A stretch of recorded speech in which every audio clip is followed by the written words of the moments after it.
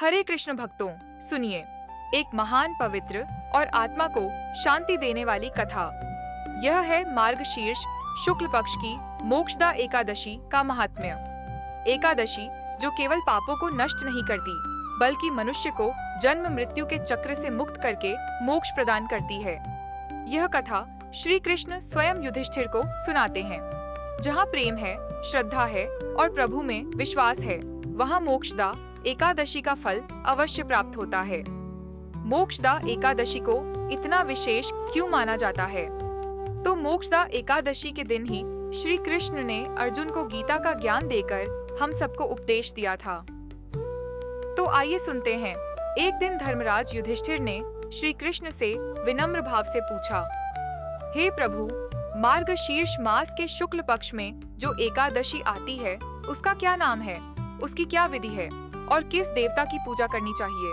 कृपा करके विस्तार से बताइए। श्री कृष्ण मुस्कुराए और बोले, राजन सुनो, यह अत्यंत पवित्र, पुण्य और मोक्ष प्रदान करने वाली एकादशी है। श्री कृष्ण ने कहा, इस एकादशी का नाम है मोक्षदा एकादशी। यह एकादशी सब पापों को हरने वाली है। जो मनुष्य श्रद्धा से इसका व्रत करता है, उसके सारे पाप नष्ट होते जाते हैं और वह मृत्यु के बाद मुक्ति प्राप्त करता है।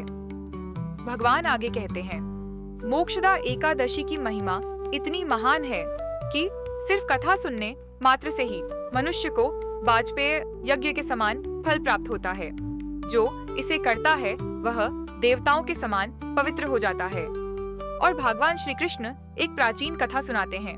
तो कथा कुछ इस प्रकार है, आइए सुनते हैं। बहुत समय पहले एक ऐसा राजा था जो अपनी प्रजा का पालन पुत्रवत करता था। वह धर्मात्मा था, दयालु था, पर एक रात उसे अजीब सा स्वप्न आया। उसने देखा कि उसके पितर अत्यंत दुखदायी योनियों में पड़े हुए हैं। वे कष्ट में हैं, दुख में डूबे हैं और बार बार राजा को पुकार रहे हैं, पुत्र, हमें इस कष्ट से बचाओ, हमें इस दुख से मुक्त करो। राजा का हृदय फट सा गया। सपना इतना वास्तविक था कि नींद खुलते ही उसका शरीर कांप रहा था। राजा रोते हुए बोला, हे ब्राह्मणों, मेरे पितर ऐसी अवस्था में क्यों हैं? मुझे कोई उपाय बताइए। उनकी पीड़ा मैं सहन नहीं कर पा रहा हूँ। मैं क्या करूँ? किस उपाय से उन्हें मुक्ति मिले? ब्राह्मणों ने कहा, राजन, इस संसार में पितरों को तारने का सबसे सरल उपाय है एकादशी व्रत, और उनमें भी सर्वश्रेष्ठ है मोक्षदा एकादशी। राजा समाधान नहीं पा सका, इसलिए वह निकटवर्ती पर्वत मुनि के आश्रम पहुंचा। मुनि अत्यंत तेजस्वी थे। राजा ने प्रणाम करके सारी घटना बताई। पर्वत मुनि ने शांत स्वर में कहा, राजन, चिंता मत कीजिए, आपके पितरों की मुक्ति का मार्ग है मार्गशीर्ष शुक्ल पक्ष की मोक्षदा एकादशी।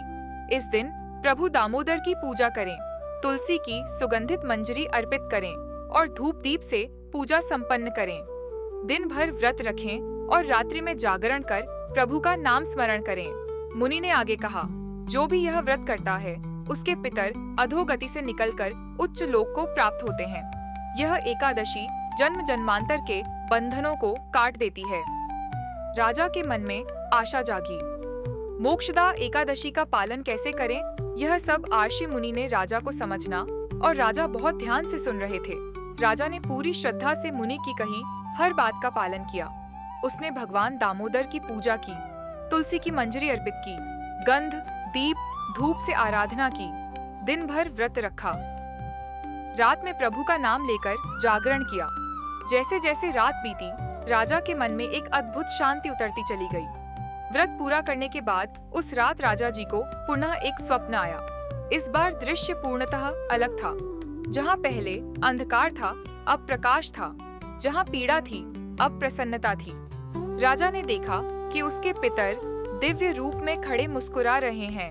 वे आशीर्वाद देते हुए बोले, पुत्र, मोक्षदा एकादशी के व्रत ने हमें मुक्ति दे दी है। अब हम कष्टों से छूट गए हैं। तुम्हारा यह पुण्य हमारा उद्धार बन गया। राजा की आंखों से आंसू बह निकले, पर इस बार यह आंसू दुहक के नहीं, श्रद्धा और आनंद के थे। मोक्षदा एकादशी का फल भगवान श्री कृष्ण ने बहुत ही अच्छे से युधिष्ठिर को समझाया।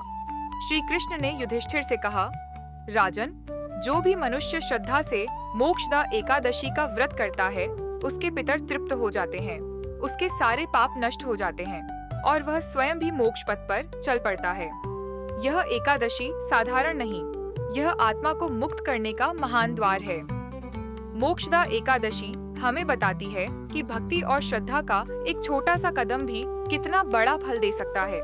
जो मनुष्य प्रेम से, सरलता से भगवान का स्मरण करते हुए यह व्रत कर लेता है, उसे जीवन में शांति, पितरों को मुक्ति और आत्मा को कल्याण प्राप्त होता है। और एकादशी पारण का जो समय है वो है अगले दिन 2 दिसंबर सुबह 6:57 से लेकर 10:25 तक। तो हमें क्या करना चाहिए? ब्रह्म मुहूर्त में उठना चाहिए और भगवान की पूजा